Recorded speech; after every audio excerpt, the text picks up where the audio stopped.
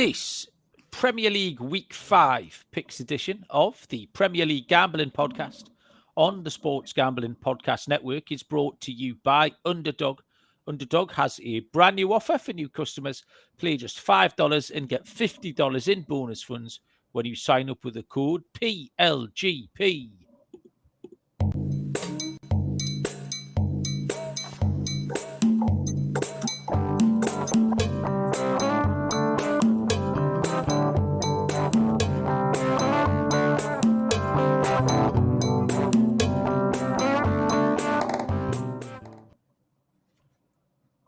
Welcome, everybody, to the Premier League Gambling Podcast on the Sports Gambling Podcast Network. My name is Malcolm Bamford, coming to you from Newcastle upon Tyne in the northeast of England.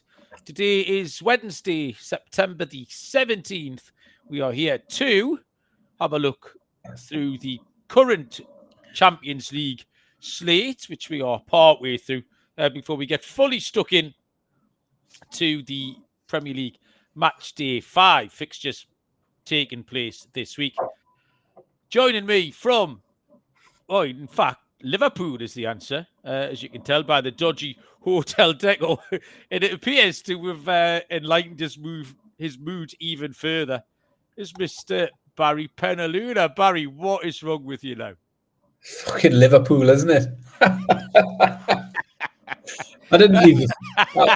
So I'm in my hotel room. I've been working in Liverpool all week. I did not leave my hotel tonight. I wanted no part of that and them, anything. I wasn't going to any bar or restaurant where there was going to be them people.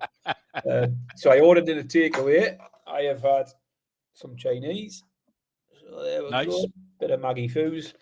I've got a bottle of wine. And I've just sat very merrily on my own all night. But yeah, fucking Liverpool, man. Well, I watched most of the game, Barry. Another draw. That's 5 draws this season. Really, they need to start addressing that. It's not very good. Champions League. Like you, Malcolm, I turned off after 90 minutes. I assumed my Atletico Madrid double chance bet was good. So yep, that definitely won. The main event of the week obviously is still to come. We have Newcastle taking on Barcelona tomorrow night, where Big Dick Nick is going to score a hat-trick. It's been a good start, actually, to the Champions League games. I ended up doing, as a late replacement, I ended up covering Benfica v Karabag yesterday, which was a losing pick. Fucking hell. First off, as a game of football, it was quite exciting because Karabag came from 2-0 down. As they wonderful, like Benfica are minus 500 at the start of the game. They then go 2-0 up inside 15 minutes. I mean, what price must Karabag have been trading out there? 200 to 1? Like, any price you like. Karabag get one back, then equalise, then score a winner. So it was exciting. I'll give you that. My pick was Benfica team total over 2.5. You know, 2-0 after 15 minutes. You're in, aren't you? I'm counting. Me and you had a little bet, didn't we, between us, of that and the over 2.5 goals beat ETS in Dortmund, which was 0-0 at half-time. And I nearly messaged you, saying, well, you fucked this up, Barry, didn't you? My pick's in, and yours is a loser. And then by the end, your pick had won, and mine was the loser. And I tuned into the Dortmund game because that was the only pick I had for last night. What a second half that was. It was just absolutely nuts because 0-0 half-time, barely anything had happened. And then as soon as one goal went in, it was just end-to-end, and there was all sorts. There was daft penalties, absolute lunacy. I thoroughly enjoyed every minute of it. Yeah, there has been a couple of good games at the game, that Benfica-Karabag game, the 3-2. And then you had a 4-4, which was 0-0 at half-time. Scott Reichel, who I do the MLB show with, had an incredibly bad beat in that game. I can't remember what his pick was. He parlayed all sorts of stuff, which just included first half goals, I think, in that game. So we've lost the game in a 4-4 draw. Was bad luck. Picks-wise, so yeah, I gave out Spurs on YouTube short yesterday. That's it. Arsenal won. We'll get to Arsenal in a little bit because we're going to handicap them. Tonight, Olympiacos to win 0. Keep the clean sheet. Paphos have a man sent off, and Olympiacos still can't score. Like, how well, lads, there was a favour. And then I had both teams to score over 2.5 in Bayern and Chelsea. Did fancy Chelsea, and the game was wide open. Really could have gone anyway. And then, we had a couple of underdog winners as well as Karabag Union. San Gilloise got the win tonight. Very much went with form. All 4 favourites got done tonight. So, it's been all right, Baz. But like I say, main event still to come with Newcastle. Your picks, I think you were flying, weren't you, until the slightly unfortunate incident at Anfield tonight? Yeah, I would have been 100%. At 90 minutes, I was 100%. Some books might have paid you out on that at 90 minutes. But I took the goals in the Juventus game, both teams to score and over 2.5. So that pissed in. I took PSG handicap, -1.5. They've won 4-0. Again, that's pissed in. And then my pick was, I just thought I'd let it go over a price, double chance. I thought they'd get something. I mean, you can't even call it unfortunate because you've got to factor in the deal with the devil, as you always say. So you have to, Baz. It's a thing. What it is. Add one on. Whatever you think's going to happen, then add one on and then see what the score is, because that's what's going to happen. James Mafia was first in the chat. Welcome, Jimmy. John Cullifay. I will sharpen up my ad reads for you, John. Danny Midler, not the Mackham, has joined us. Serial has been cooking. Bob D is here. Harry, Chelsea. Expected him to get beat. There was one other game, actually, tonight. The Ange Postecoglou era. That made me laugh. Well and truly underway, because I was going to football. Sorry, I was coming back from football. I've had Bob tonight at a trial. That was a load of shite, by the way. Football trial, played him entirely out of position for the entire thing. 2 hours, 2-hour trial, Baz. Played him on the right wing. He's a fucking CDM. How many times he sits in the guard dog position? Stuck him on the right wing. Do you know, he had 5 touches of the ball. He was furious. I was furious. But what are you going to do? What was I saying? Oh, sorry, we're on the way. I got a message tonight. Chloe wasn't happy because she had a school game tonight. Yeah. And she messaged to say she'd scored an absolute screamer, so she wasn't happy that I wasn't around to see that. But she talked me through it. Apparently, she jinked it past a couple of players in midfield, got to about 20 yards out and pinged one into the top corner. So she was very proud of herself. Andy Kane tipped up Jane Palmer. He must be following the Women's Champion League there. I think it turns out he meant Kane and Palmer, because I was like, we're not going that deep, Andy. Jane Palmer first goal. I was driving back from football and heard Forest go 2-0 up. And I thought, oh, that's disappointing. I thought it was going to be something silly. And then I got back and Swansea came back and scored. They scored something like 89-95. And Swansea was later than that. I think it was 94 and 97. Wow. So there you go. There's something to look forward to, Forest fans. But and if you was complaining about the boring football, you're not going to get that anymore. It's going to be chaos. In one of the dads' chats tonight, there's a Swansea fan who's one of the football dads, and obviously a few Forest fans. But one of the Forest fans was getting his excuses in early tonight. He said it was the Forest C team. I did try and explain that Omari Hutchison was worth more than the entire Swansea team put together. And they did make loads of changes, but they had Hutchison in there. They had that Igor Jesus. They had a few others that they've signed in the summer for 20 million quid. So there was 150 million quid worth of people out there. Zinchenko's there, Douglas Luiz. So they had a strong squad. And in the second half, they're bringing on Gibbs White and various other Kalimuendo and stuff like that. I did enjoy Ange Postecoglou through it again. As I said last week, I think he's going to be on a very, very short leash at Forest before Forest fans get fed up. He's going to have to do something at some point pretty soon before people start getting on his back very quickly. I don't think he'll have much of a free rein. Like at football tonight, I met one of my 2. I've got 2 actual real football contacts. One from the media and one from the world of football. So I've got an angle, Barry. I don't know if anyone can get on the next manager market in the Danish Premier League, but you can raise your eyebrows. This is kind of Nottingham Forest related. So my mate Ben Dawson, who was Steve Cooper's assistant at Nottingham Forest. So Ben turned up tonight. I said, what you been doing, Ben? He'd been moonlighting over the summer at Manchester City. he said, I'm not doing anything. He says, I'm walking the dogs, just trying to keep out the wife's way. Currently hasn't got a job, but he said Steve Cooper was interviewed for the Brøndby job this week, and it looks like he's going to get the job. So when Steve Cooper takes the Brøndby job, Ben's going to go out to Denmark and work with him. So I don't know where we stand here with the next Brøndby manager. He said that they sacked the manager when they didn't qualify in Europe. They got knocked out the qualifying rounds of the Europa League or the Conference League, whatever it was. So if anyone globally, if one person in the world can get on the Brøndby next manager market, the answer is Steve Cooper. There you go. Anything else to report, Barry, before we get stuck into some Premier League picks? There was just one other thing I was going to mention in my hotel. I'm right on the docks of Liverpool here. I can look out of my window and I can see the Mersey. It's a bit of a grim view, to be honest. However, tonight, up pulled a fucking massive big cruise liner. I've had to Google it. It was the Queen Mary 2. So apparently it's Cunard's flagship cruise. It's fucking massive and it's right outside my window. Yeah. I was thinking, Mark, can you imagine you've paid fucking £20,000 to go on that cruise? And then you wake up in the morning and you walk out on your balcony and you've just got me stood there bollock naked in my window. That's going to be what they see tomorrow. I'm just going to fucking stand there fully fucking out in the open. But that'll be disappointing for them tomorrow. Put them off their breakfast. Incredibly disappointing, Buzz. Good, yeah. I recommend you do that. Don't forget, everybody, our brand new Fantasy Pants sponsor here, Metaspins Sports. What are you saying, Barry? Sorry. Before you do that, I've just seen the comment. Apparently, Steve Cooper's already got the job and already done his first game. So your tip?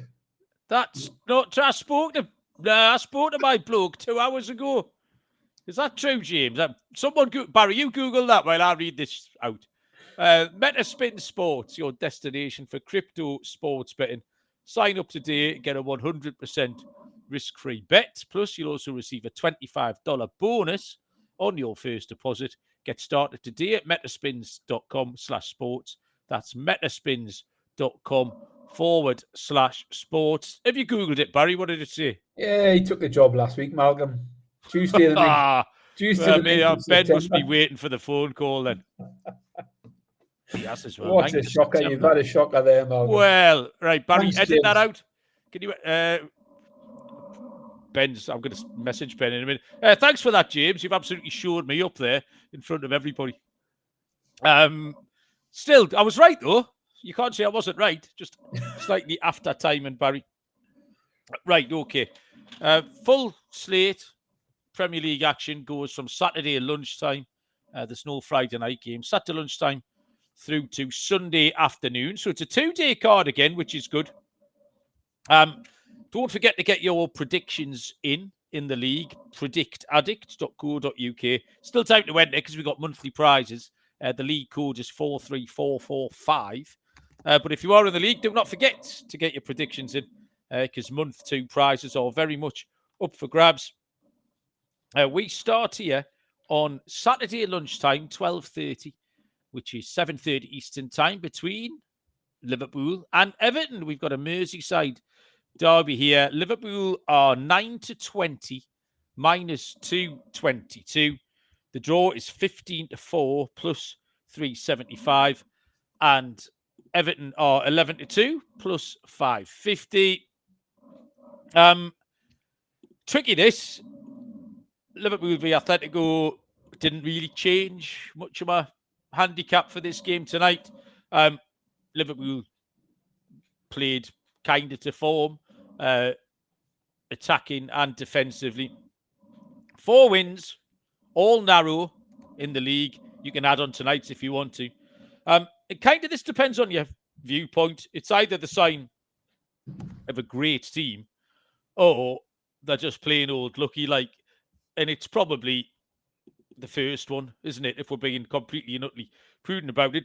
It's a kick in the pants every time it happens. We're not denying that. But it does keep happening for a reason. Everton were the better team last week against Aston Villa. Everton have been the better team most of the time this season. They should have won that game last week. So apart from the 1-0 defeated Leeds, they do look very, very competitive. Liverpool aren't looking like running up a score on anybody. They've only covered a handicap once, which was against Bournemouth and very, very late. In Everton, at the very least, don't look like losing to anybody by 2. I think Everton have got a live goal threat, so they could join in, Grealish and Dye, etc. I think they can run Liverpool close here. I'm going to take Everton +1. So we'll push with 1 goal. Everton played them hard last season, as you'd expect. Everton +1 is 15-13 plus 115, Bas. Yeah, can you just try and move your microphone up a little bit? It feels like something's rubbing against it. It's like mate, this wire does, and it does my head in all the time. I have to put it over my shoulder, and sometimes I forget because I can hear it myself. Yeah, sorry. That's it. Yeah, sorted. Good knowledge. Yeah, Everton have done okay in recent years against Liverpool. Unfortunately for them, though, it's always been in the home games. At Goodison Park, they seem to be able to get one over them. They're unbeaten in the last 3 when they're at home against Liverpool. But they've lost the last 4 when it's been at Anfield. And they've lost those 4 without scoring a goal. 7-0 aggregate, those 4. So Liverpool have won 2-0, 2-0, 2-0, 1-0 in those last 4 games. Everton have been decent since losing away at the Leeds on day 1. Unbeaten since then with 3 wins and a draw if you include the cup games. And 3 clean sheets as well, which has been a positive for them. And although it was defensive concerns that sort of drew early attention where Liverpool were concerned because they were shipping lots of goals, they have just had back-to-back clean sheets against Arsenal and Burnley in the league, although they went back to conceding 2 again tonight. I had a few thoughts here. I do feel like Liverpool should have the upper hand here at home, but I think Everton can keep it tight enough. They generally do in these games. And the head-to-head record has seen 6 of the last 7 go under 2.5 goals. And both teams to score no has hit in 6 of the last 7 as well. I feel like you've got to go unders here. 2 teams who have just had a few clean sheets. Liverpool's history in this fixture is 1-0 or 2-0 every time. Probably going to be something the same here. Probably a late 1-0 win or something. But I'll just take the unders. I haven't got a price here because I couldn't get on Bet365 earlier, and I thought I'll come back and I'll find that price later. But I'm on the under 2.5. Can you see what the price is? Mate, it's a huge price. It's 11-8 plus 137. All over that. I love that all day long. It's always unders. The Anfield, the Liverpool derby, 6 of the last 7. So yeah, 11-8 is a great price. I'll take the unders. Yeah, I mean, back-to-back 1-0 wins. You're absolutely right, Baz.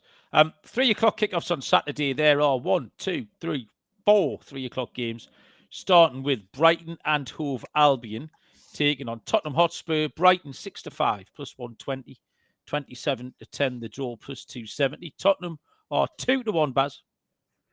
Yeah, I should say some of my handicaps are quite brief tonight because I wasn't sure how good my signal was going to be. The Wi-Fi is not being great in here, but so far so good. But that doesn't not change. Like you to do half a job, Baz, on this show. What is like me is to pick every Premier League game, as I've mentioned before. There's only one of us done that, Malcolm. Not really sure what to make of Brighton so far this season. Good win over Man City a couple of weeks ago, but sandwiched between defeats to Everton and Bournemouth. So still very much trying to work out Brighton at the moment. Spurs, on the other hand, did lose to Bournemouth as well. So both of these teams have lost to Bournemouth. But then they've won their other 4 games without conceding a goal, Spurs, if you include the Champions League tonight. So they've conceded just 1 goal so far in 5 games. Both teams to score no's hit in all 5 of their games. And I can't see why Spurs are as big a price as 2-1 here. Haven't seen what I've seen from Brighton so far. Based on what we've seen, they've won 4 out of 5, including 2 away games. One of them at the Etihad as well, so not easy away games.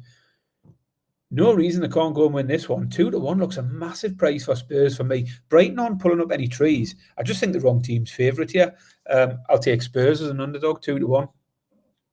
It is a WTF, Baz. You are absolutely right. Wrong team are favourite. Tottenham are way too big. I just don't get the pricing at all. This isn't even the case of I think Tottenham will win.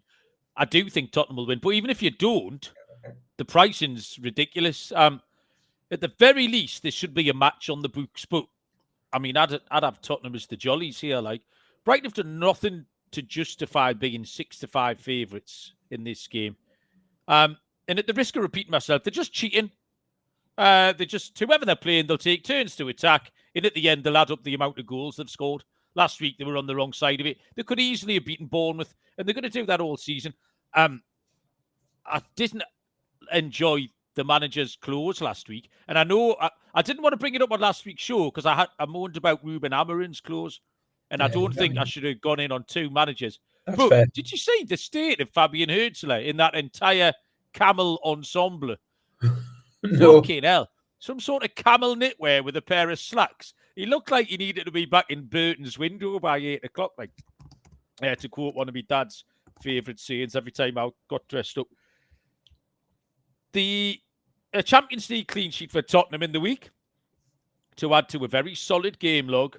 Their only defeat was to Bournemouth, who also beat Brighton. So there's no form line variance in there. They can defend. The squad looks deep all of a sudden. Tottenham squad looks deep. This is a ridiculous price. Tottenham at 2-1, Barry. I entirely agree with you. I've just Googled Hürzeler. I've seen him. Was it an all-grey outfit? It looked camel to me, but that might be my memory from a few days ago. Turtleneck on the go? Yeah, turtleneck, some sort of like flannel jacket. Yeah, I can see it. Yeah, I'm not a fan of that. No, he's a tit, isn't he? The tit list's been quiet this week, Baz. This season so far. I don't think we've had any. No, everyone's been well behaved so far. We are brought to you by mybookie.ag, your place to bet on football and everything else. The prop builder is second to none. The motto is bet on anything, anywhere, anytime. Easy deposit and lightning fast payouts using crypto. Head to mybookie.ag, promo code PLGP for a 100% bet back bonus up to $500 for new customers. That's mybookie.ag, promo code PLGP. And we're brought to you by NoVig. NoVig is America's #1 sports prediction market. Since NoVig is an exchange, you know you're getting some of the best prices in the market. NoVig is available in over 35 states. Download the NoVig app and get $50 when you spend $5 if you use our promo code PLGP. Get in on the action with NoVig, promo code PLGP, or indeed SGPN for NoVig. Somebody on Spotify complained there was too many adverts, Baz. Did you notice that? Sorry about that. There's not much we could do, you know. It is free. Funnily enough, this is a free service that me and Barry provide. So someone's got to pay the bills, and our advertisers do. But we try not to let them impinge on the expert analysis too much. So that's my explanation of that. 3 o'clocks continue with Burnley taking on Nottingham Forest. We've definitely got the same pick here, Baz. Burnley are 11-5 plus 220. 23-10 plus 230 the draw. Forest are 6-5 plus 120. Burnley, it's been a bit of a mixed bag from Burnley. Not entirely sure what to make of them. They've got 1 win and 3 defeats. They've scored twice, if that makes sense. They've blanked twice. They've come at a handicap 3 times. So there's not an awful lot of patterns there with Burnley. I'm still not sure if they were quite good or entirely shite last week against Liverpool. They did look capable of defending, though, and against Sunderland. But then they conceded 3 against Tottenham and Man United. So difficult to pin down. The other issue you've got is Nottingham Forest. And we've seen tonight, we've already mentioned it. You don't know, no one knows what Postecoglou's doing. He doesn't. So I don't know what chance we've got. And they've got no idea what to expect with Ange at all. He's openly said that the fucking about started tonight, and sure enough, he was true to his word. I've just got to stick with these teams, Barry, being 2 unders teams in essence. And even though 3 of Forest's 4 have gone over 2.5, Burnley look well equipped to limit Nottingham Forest. And even if Ange manages to fuck about with it, which he wants, I don't think Burnley would be in a position to take advantage. I think both teams will try to win 1-0. One of them might manage it, but I think you have to take the under 2.5 at 4-5, Barry.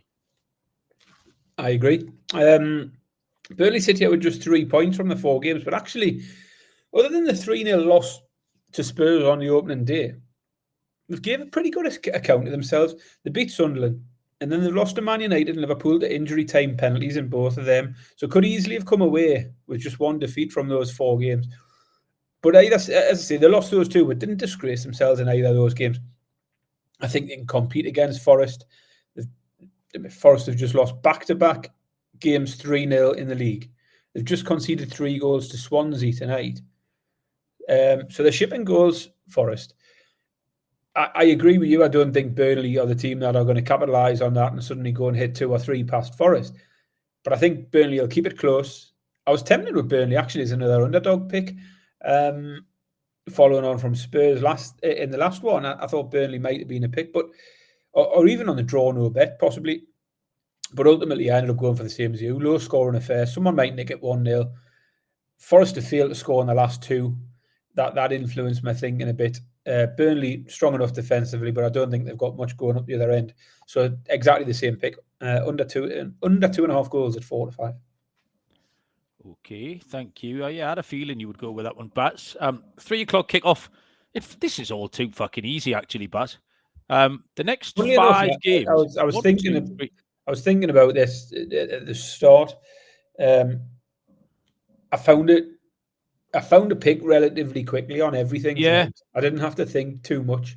Doesn't mean they're all going to win, but I found myself knowing what I wanted and finding a bet on it fairly quickly. I think they are all going to win. 3 o'clock kickoffs continue. West Ham United against Crystal Palace. West Ham 15-8 plus 187. 5-2 the draw plus 250. Palace 11-8 plus 137. Barry, we've got the same pick again here. Probably. I mean, Palace let me down last week with their ball draw against Sunderland. But it's a draw which continues their long unbeaten run. They went and extended it again last night in the Cup, winning on penalties against Millwall. So they're now 16 games without defeat, Palace. There's loads of draws in there. 10 of 16 have finished in a draw, which is pretty good. That's a lot of draws, that 10 of the last 16. But I think they can be taken for a win here. You have to continue fading West Ham, I think. The 3-0 win over Forest was a definite outlier in their form. I mean, that was 0-0 after 85 minutes or something, and then they suddenly scored 3 goals from nowhere. Around that, they've lost 4 games, conceding 14 goals in the process. And that's the alarming thing. The number of goals they're shipping in. Wolves put 3 past them in the Cup. Sunderland managed 3 against them in the league. And yet, I'm getting 11-8 here for Palace to score 2 or more. I almost just went for the Palace win, which is probably where you've gone, probably what you thought I'd have gone for. But I've gone for the Palace team total. West Ham are shipping enough goals, and two goals for Palace is 11-8. I think it's a great price. So I'll take the Palace team total over 1.5 at 11-8. Yeah, fair enough. Slightly different angle, Baz, because I have taken Palace outright on the money line. West Ham are broken. Like, the entire football club is broken.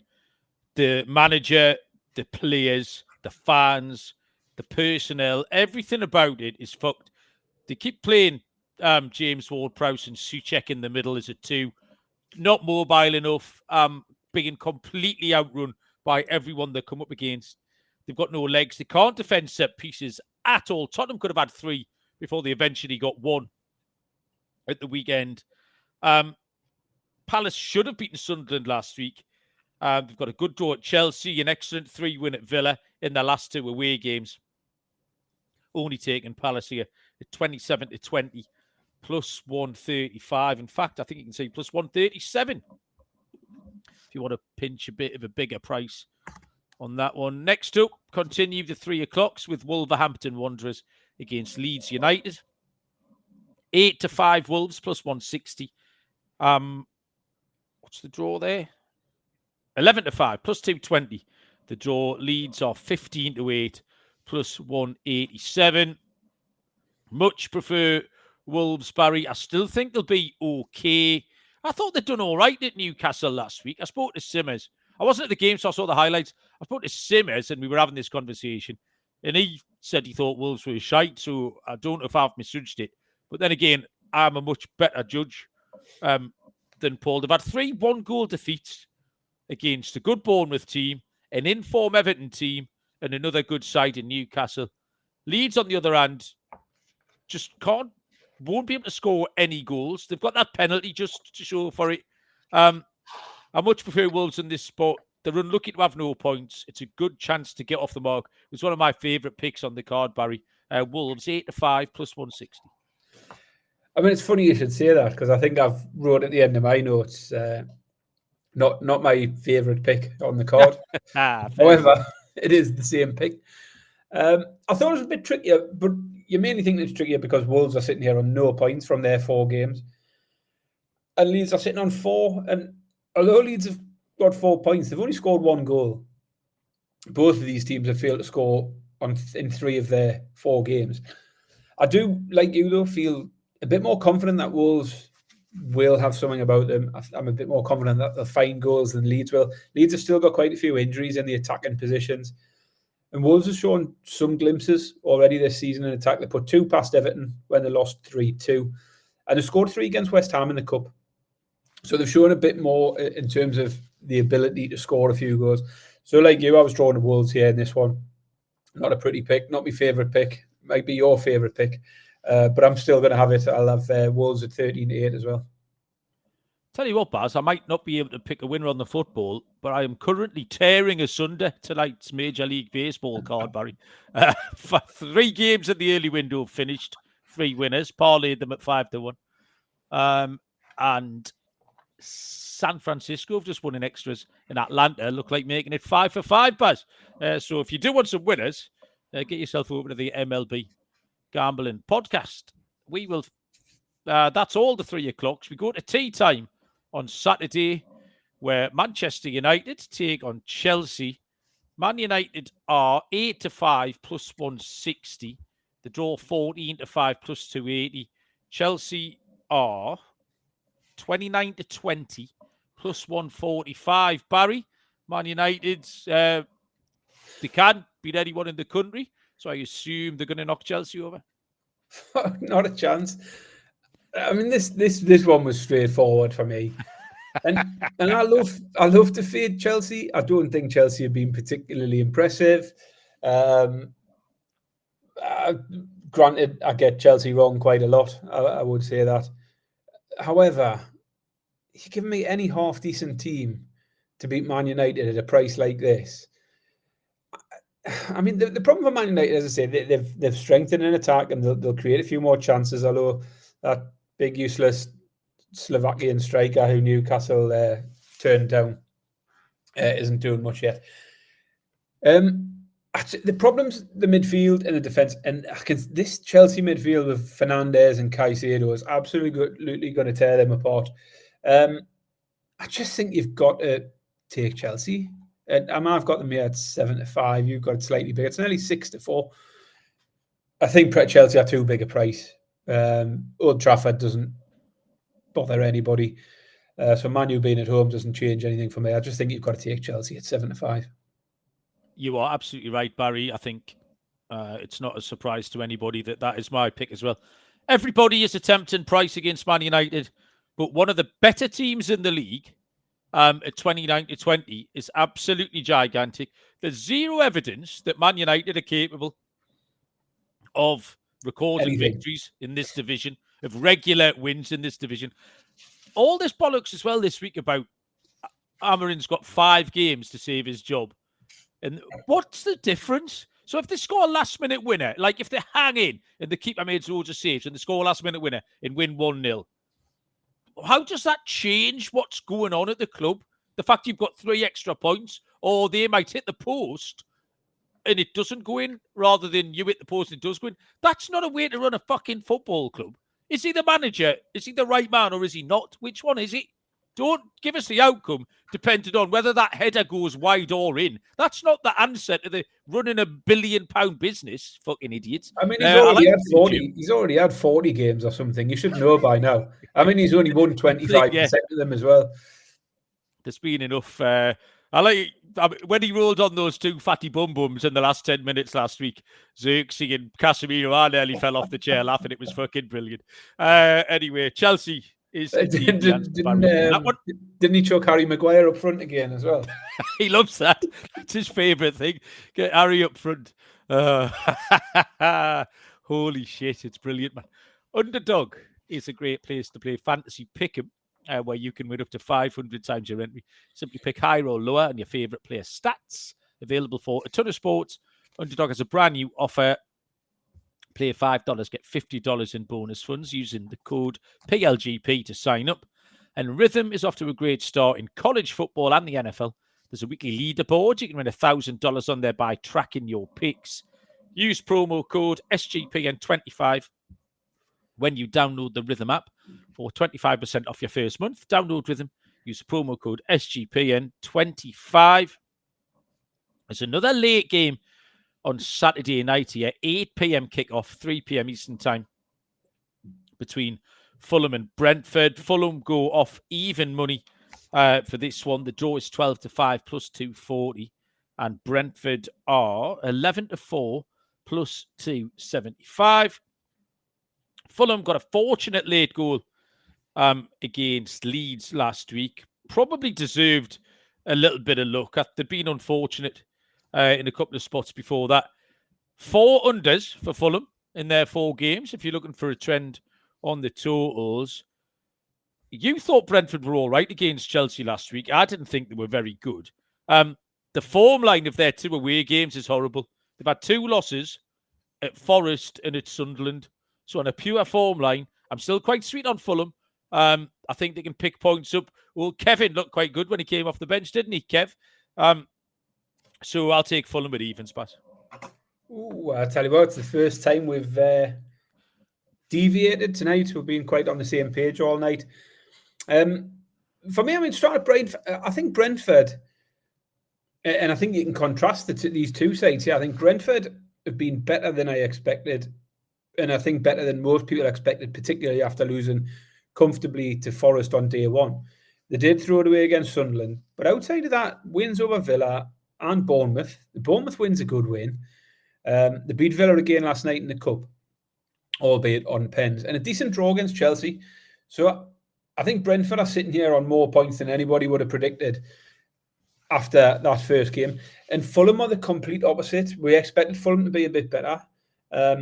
And apart from that last-minute winner against Leeds last week, they'd be winless. Fulham haven't impressed me at all. I've seen nothing from them yet to suggest they're significantly better than Brentford. And so at the price, for me, Brentford appealed. I just think the two sides will be level pegging all throughout this season. Fulham are evens. So then you're giving me the other 2 outcomes here at around 5-4. I'll take Brentford, double chance, 5-4. 4-5. Doesn't help anyone. We've got all 3 outcomes covered here. But, all 3 outcomes covered. I'm certainly on the right side of it, though. We can clip that on Saturday night, Baz. Take that out as a short. Definite winner in the hutch. It is time, Barry, to carry on the game of kickoff, which globally has caused a sensation. I think you will all agree. Barry leads 1-0. I've checked the Discord pile. I would say we're around about 28 minutes in, Barry, to the first half here. It is 1-0 to you. The ball is on the blue half in square A9. And I am going to... I feel like I'm wasting a decent card here. I'll tell you what I'll do. I'll play a fairly middling card. I've got this, Barry. This diagonal 5 to the left. So 1, 2, 3, 4, 5. Edge of your penalty area, Barry, in square number F4. That is up towards Wolfgang Vogel. Kind of in the D on the edge of the box there, Barry. Would you like to reply? I'm just looking at the board here. So F4. Have you got it the right way up? Yeah. I'm just going to... I haven't got much choice, really, have I? I'm just going to have to punt it back. Yeah. Well, come on, Baz. It's fucking the people. Don't leave the people hanging. This is quality content. Come on. I'm going to play a card which is going diagonally 6. So that'll go back towards the middle or out to play. Towards the middle. Back towards the middle. Yeah, okay. So that put me just over the halfway line. It puts you just over the halfway line, Barry. And then forward. No, I'm not finished. So it's it's diagonal 6 and then forward 5. Fucking hell. Where you get these cards from? So that's right the way up to the edge of my penalty area. Al Shiraz on the left-hand side. Now, square is in the red half of the pitch. F10. I take it the ball would have to cross the line to be a shot on target. Doesn't the one inside the 6-yard box isn't a shot on target? Well, if you watched football before, Barry, do you get a goal for it going in the 6-yard box? No. Right. Thanks. You answered your own question there. You fucking idiot. Right. F10. Well, give us a sec. I need to think here. Are you wanting to unplay that card you've just played? No. I'm not unplay it. It's fine. Carry on. I told you he was getting into it, didn't I? He's done nothing but moan about it, and now he's like Bobby Fischer sitting there. Do you know who Bobby Fischer is, Barry? No. Oh man, he was the great white hope for American chess in the 1970s. Come on, fucking hell, pay attention. Next game, we go to Sunday now. There are 3 games on Sunday. First of which is a 2:00 kickoff between Bournemouth and Newcastle. Bournemouth are 29-20 plus 145. 5-2 the draw plus 250. Newcastle 9-5 plus 180. Barry. Yeah, I mean, looking at the prices, I thought the books have probably got it just about right. I actually thought Newcastle might have been a bit shorter here, in which case I might have been tempted to fade them. But I think they're pretty much a match on the books. Newcastle, of course, have got a tough game Thursday night against Barcelona. So you qualify for the Champions League. You think you've dodged the Thursday night fixtures, and yet here we are. Newcastle and Man City playing Thursday night football in the first round of European games. Newcastle not got going yet, won last week, but again, didn't look like they got anywhere near their best or certainly weren't impressive in that win. And I think Bournemouth will certainly pose a bigger threat than Wolves did. Bournemouth have won 3 in a row, including Spurs and Brighton. And just only the single defeat in the league, that one being a late one against Liverpool. So, weren't far off being unbeaten at this point. I think you've got to factor Bournemouth in here. I struggle to take a side. I think both teams will play their part in a decent game here. Both teams just scores hitting 3 in a row in the head-to-head. And that was where I was drawn to. Both teams to score. I think both will get involved. It's short, though. Both teams to score 8-13. So they have gone for the overs. Over 2.5 goals is 10-11. I don't feel hugely confident about Newcastle in this one, if I'm honest. But I think we'll at least get a goal. But this game could be anything for me. So I'll take the over 2.5 at 10-11. Yeah, I don't know if there's a bit of gut feeling in my pick as well, Barry, because I feel like the same as you. I'm not confident in Newcastle. We do have a terrible record there. Danny's pointing that out in the chat. He's absolutely right. So the minute you start handicapping that, you can't remember. It just doesn't bring back fond memories. It's a big spot for Newcastle Thursday night, physically and emotionally. There'll be a lot going into that. And I'm just never, ever confident. They always give us a tough time there. So there's 2 things in play yet. The Newcastle v Barcelona angle, but also Bournemouth are very good. Like, you can't ignore that. It's not a difficult angle either. In some comparison games, if you want, unlucky against Liverpool, they're 2-2 late on. They beat Tottenham, who've been great, and they beat Brighton. So 3 kind of top half Premier League teams, you would have said, that Bournemouth have dealt with very well. Newcastle squad looks a little bit deeper now, which is good, but they're still bedding in the likes of Big Dick Nick, who's going to have to play because Wissa's injured still. Ramsey's injured.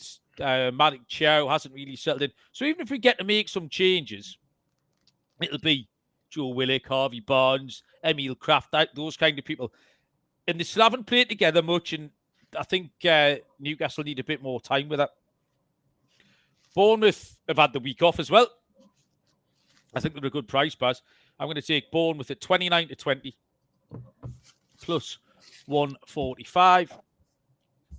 The penultimate game here sees Sunderland taking on Aston Villa. This is 2:00 on Sunday, 9 a.m. Eastern Time. Sunderland 12-5 plus 240. 5-2, the draw, plus 250. And Villa 21-20, plus 105. Where are my notes? Sunderland. Villa are way too short. That was my first impression on this. I don't know who's back in Villa at 21-20. They haven't scored a goal in 4 games. They were rubbish last week against Everton. I watched them. They got knocked out the cup on Tuesday night. They did score a goal. It was dog shit. The keeper made 2 mistakes. He rolled the ball out to Harvey Elliott, who then rolled it back to him, and he let it through his legs. So he dropped 2 bollocks. It's not like Villa scored a goal. Villa were gifted a goal. I was entirely unimpressed with them for the 90 minutes last week. It's just not working. The coach looks a little bit frustrated with everything. Sunderland are 2 for 2 at home.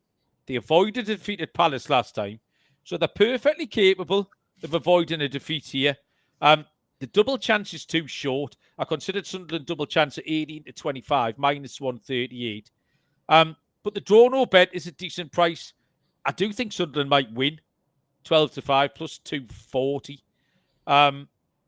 So, yeah, that's going to be me play. I'm going to take the Mackems, Baz. Wow. I think the Mackems have already got more points than you predicted them for at the start of the season. Yeah. I went with 2, didn't I? Yeah, something like that. I thought this was another stinker, to be honest, but my first thought was exactly the same as you. I did think if this was match day 1 and you had Sunderland at home to Villa and Villa at 21-20, I'd have been all over it. Yeah. But having seen what we've seen from Villa so far, you can't possibly back them at that price. They're still goalless. They lost last night in the Cup to Brentford. No interest at all in Villa at that price. Both of these teams played out 0-0 draws last week. And I just thought the immediate thought for me was this is going to be low scoring, take the unders. And that's where I've ended up. Under 2.5 goals for me, 8-11. I'm just going to adjust my pick because my pick was Sunderland draw no bet. It's 6-4 plus 150. I just wrote down the wrong price, which is why I gave out Sunderland. I do think Sunderland might win, but I'll put a little safety net in there just in case they are shit. They have the worst XG from open play in the league, Sunderland. So there might just be a couple of false finals in there. Arsenal have the second worst, by the way. Set piece FC. But yeah, Sunderland might just be rubbish. So we'll never know. Finally, we've got the game of the weekend, which is the 4:30 kick-off on Sunday. That is 11:30 Eastern time, where Arsenal take on Manchester City. Arsenal 9-10, minus 111. The draw is 14-5, plus 280. And Man City are 11-4, plus 275. Barry, good game this. Yeah, nice one to finish off with. We seem to actually have had quite a lot of these big ties early on this season. We've already seen Arsenal, Liverpool, now got Arsenal, Man City, had Arsenal, Man United last week. Man City, Man United, last week. Arsenal played Man United in the first weekend. So lots of decent big ties early on, and this is certainly another one. Other than the 1-0 defeat to Liverpool, Arsenal have been rock solid this season. 4 wins, including this week's Champions League effort. No goals conceded in those 4 wins. So they've just conceded the 1 goal in 5 games so far and scored 11. So all looks good there. They have had a relatively easy start though. Leeds at home, Forest at home, looked straightforward ones for them. And a trip to Old Trafford holds no fear for anyone these days. Man City have been as inconsistent as ever. They did look better last week, but again, it was Man United, so what? The big question here is how Arsenal set up, because if they approach it like they approached the Liverpool game, then I don't want to be on Arsenal at odds on. Not at all.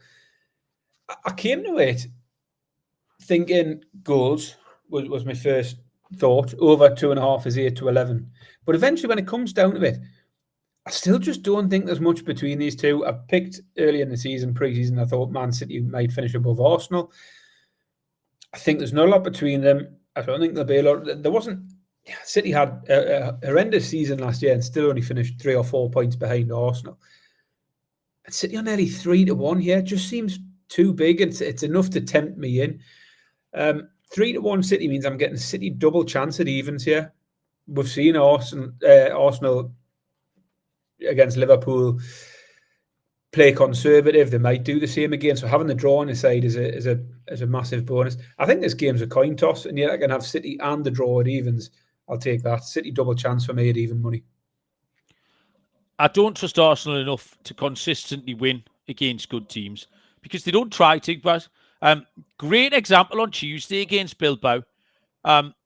It's a perfect example of how they try to win, which is it's great if it follows the script, but if the minute it doesn't, then they're fucked and they don't try to do anything else. So they defended properly.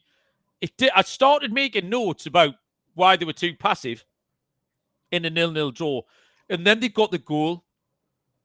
Martinelli comes on to get a goal, then it's 2-0.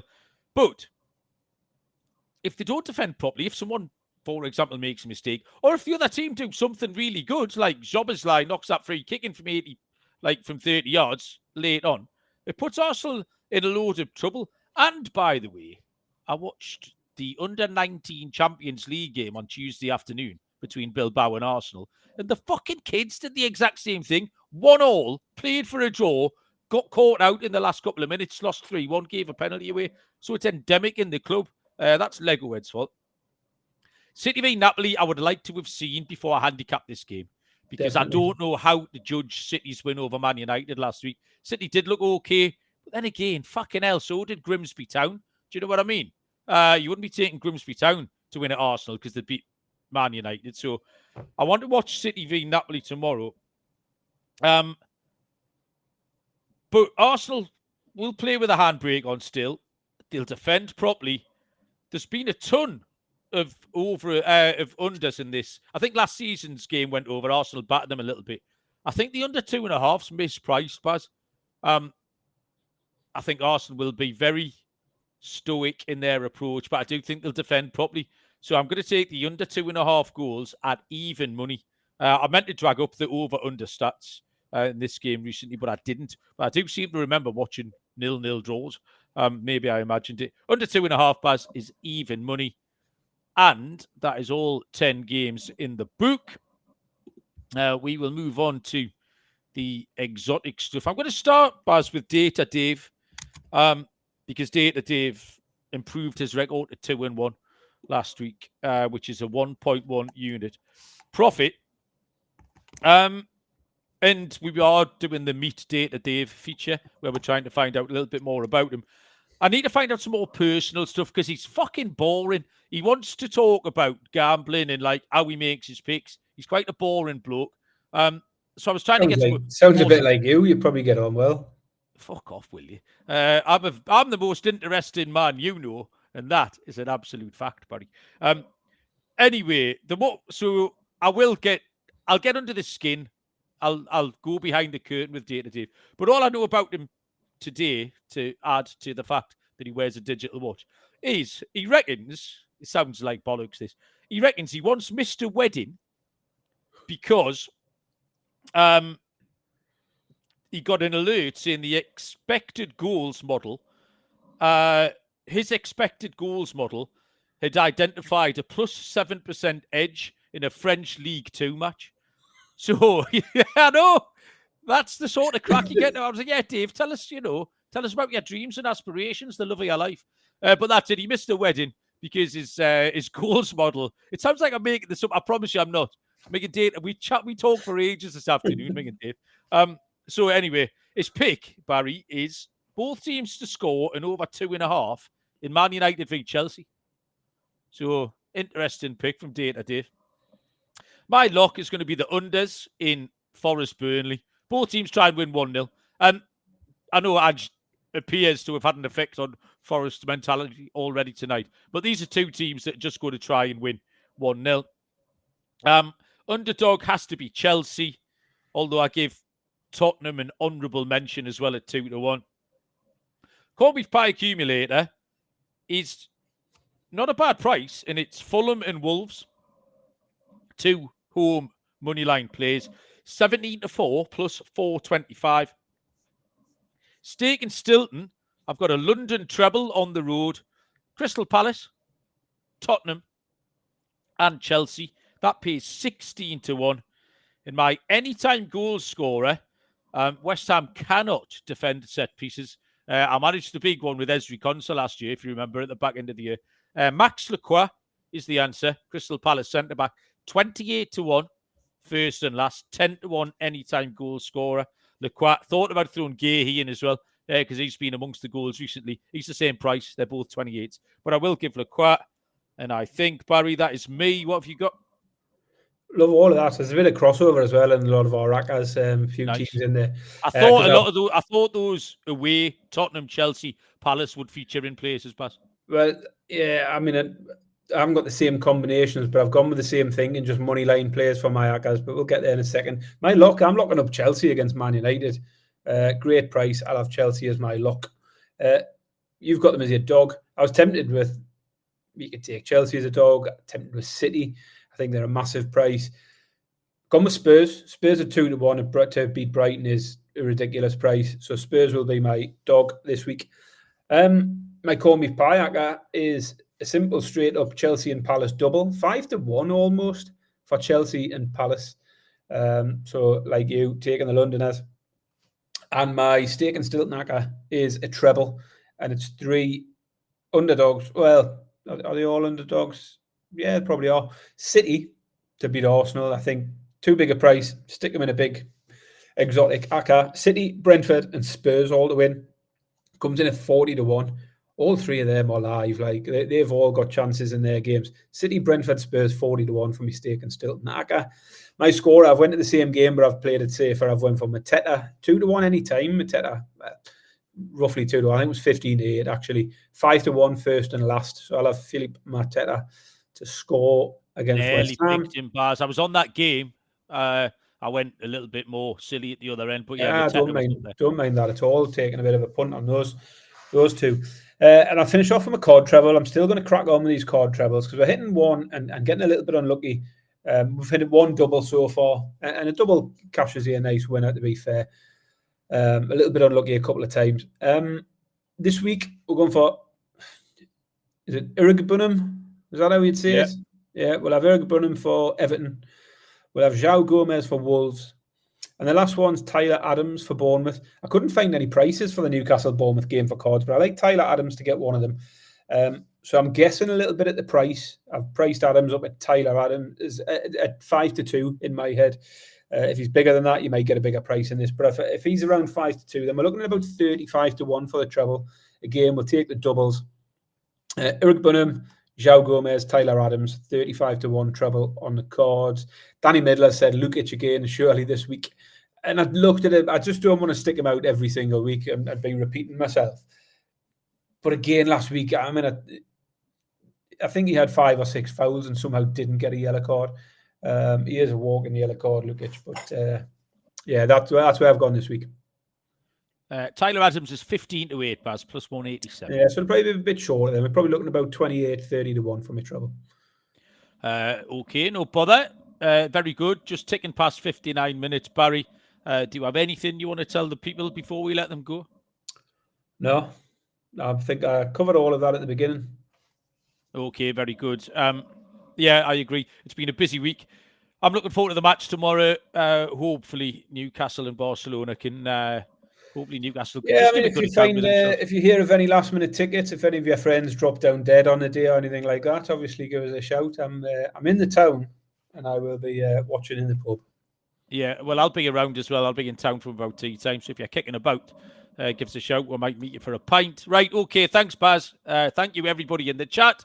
Was live and kicking, as it always is. Good luck with all your picks. Enjoy Newcastle's win over Barcelona. And we will see you all down the road. Cheers.